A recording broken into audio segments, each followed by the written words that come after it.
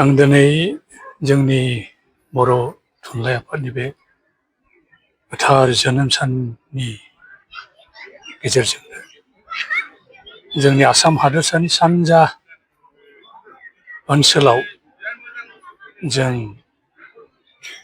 बर' फिसाफ्रा बेवहाय थांनाय 1983नि सिगाङाव जोंनि बेयाव थानाय थागिबि आदि आरो मिसिं बिदा फंबायफोरनि आन्दारावसो जोंनि बर' फिसाफ्रा गोदाव सोरावै बेयाव रायजो जाफैनो गोनां जादों। दा जोङो 1984 मायथाइयावहाय जोंनि बर' फिसाफोरखौ जोंबो बे सानजा ओनसोलाव थानानै जोङो खौसेथि जानानै माब्रै जोंबो जोंनि बर'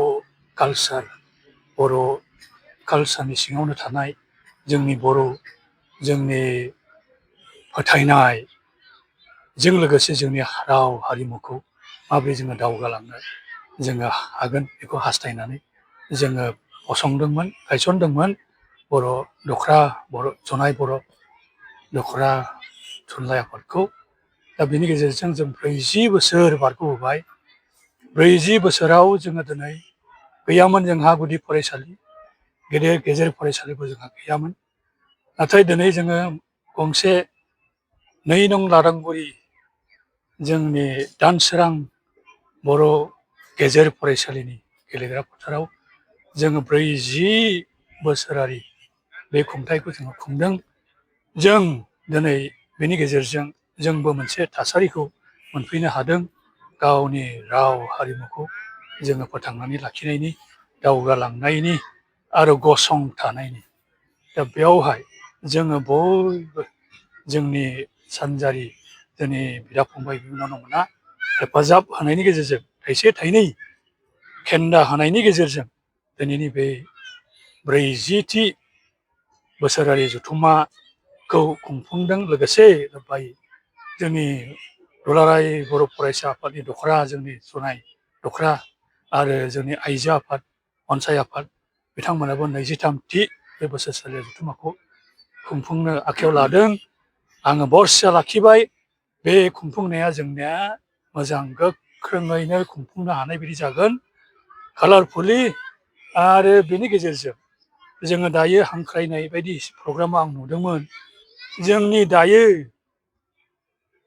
जों हादोरनि नोगोरारिफोरखौ बेंनो थाखाय जाय आखाइयावहाय पावार लानाय बिथांमोन, जोंनिनो नेतृत्व जों सायख'नानै दोननाय, जोंनि संसदआव होन, जोंनि आसामनि एसेमब्लियावनो होन, जोङो सायख'नानै लानाय जोंनि जाय दैदेनगिरि बिथांमोनखौबो हांख्रायदोंमोन। बिथांमोना फैनो हायो हाया आं बेखौ मिथिया।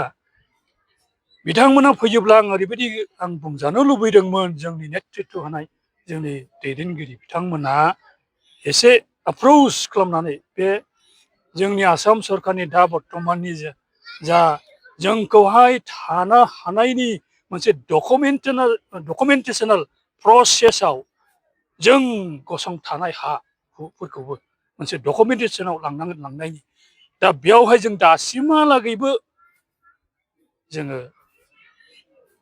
अनसायजायाखै होननानै बुंनो हायो आरो गनायजायाखै होननानै बुंनो जायो। जोङो डकुमेन्ट आखाइयाव गैया जोंहा दासिमहालागै। दा बेनिखायनो बे प्रसेसआवबो जाहाथे जोङो बावैसोनि उनावनो फैनानै जोंबो जे मोनथायखौ जों मोननो हागोन, बे भरसाखौ आं खालामो। आरो बिनि थाखाय जोंनि साफ्रोम नेतृत्व होनाय दैदेनगिरि बिथांमोना, हय थुनलाइयानो हक, आबसुआनो हक, जोंनि आइजो आफादानो हक, आरो ओनसोलफ्राव थानाय जिखुनु नेतृत्व होनाय दैदेनगिरि बिथांमोना जे गावनि मोनसे सोरजिगिरिया होनाय गियाननि बोलोजों जोंनि बड'फा उपेन्द्रनाथ ब्रह्मआ जोंनो बिथोनखौ होदों जे खौसेथियै अनलायनायनि गेजेरजों जोंनि गोरोन्थिफोरखौ बोस्रांनायनि गेजेरजों खौसेथिनि बोलोजों जोङो आगान सुरनांगौ। आं बेखौनो बुंनो लुबैयो। गिबियावनो नोंथांमोननि बे बड'लेण्ड मुभमेन्टनि चेनेलखौ गेजेरजों फोरमायनो मोननायखौ साबायखर बावबाय। दा दिनै जोङो साननैनि हाबाफारि लानानै जोंनि दखरा प्राइमारि जोंनि गुदि थुनलाइ आफाद आरो जोंनि आन्चलिक एबसु आरो आन्चलिक आइजो अनसाय आफाद बे मोनथाम माहारियारि आफादनि जा जथुम्मा बेखौ जोङो गाजा गोमजायै खुंफुंलांनो थाखाय जोङो हाजासे बोलो होदोंमोन आरो बियो जाफुंबायखौनो होनजायो। दा आरोबाव जोंनि बे कनफारेन्सनि दारै जों बेखौनो आसा खालामदोंदि उनाव जाहाथे जोंनि आरोबाव जोंनि बे जनाय ओनसोलाव जोङो थांनानै थागोन, रायजो जागोन। नैबे मोनथाम माहारियारि आफादा मावनो गोनां बिराद बिबान दङ।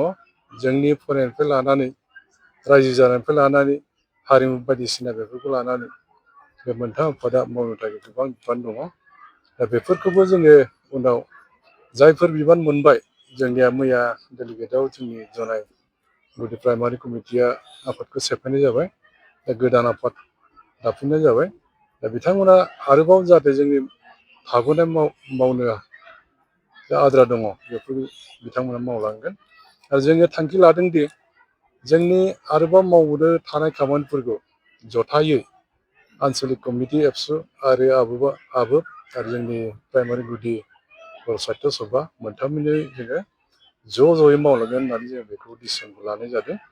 आरो उननि हाबाफारियाव जा बिबानगिरिफोर मोनबाय बिथांखौबो आङो आसा थिदों जाहाथे बिथांमोनाबो आफादनि जानानै जयै मावनानै आफादनि थाखाय खामानि मावलांगोन होननानै आङो आसा खालामो। जिहेतु दिनै गेवलां मेल आलासि सोरखौ हांख्रायनाय जादों? जोङो बे गेवलां मेलाव हांख्रायदों गोबांखौनो। जोङो जोंनि मानिनां जोंनि MP प्रधान बरुवा बिथांखौ हांख्रायदोंमोन आरो लोगोसे जोंनि समस्तिनि बिजाथि MLA गुबुन पेगु बिथांखौबो हांख्रायदों। आरो लोगोसे आरो गोबां बेबादिनो UPPIनि मनरन्जन बसुमतारी प्रेसिडेन्ट बिथांखौ हांख्रायदों। आरो लोगोसे जोंनि बे जोंनि BKWCनि चिफ मेनेजार बसुमतारी बिथांखौ जों हांख्रायदों। दा बिथांमोनखौ जोङो फैगोन होननानै आसा थिदों आरो जोंथ' गासैखौबो हांख्रायजोब्बाय आरो बेजों लोगोसे गोबांथार दंबावो आलासिफोर। बिथांमोना जाहाथे फैनानै जोंनि माखासे बाथ्राफोरखौ जाहाथे जोङो बिथांनिफ्राय मिथिनो मोनो आरो जोंनि हारि थांनानै थानाय बेलायाव बिथांमोना जाहाथे एसे बाथ्राफोर बुंनानै एबा बायदिसिना एडभाइसफोर बुंनानै जोंखौ मदद खालामो बेखौ जोङो आसा खालामदों।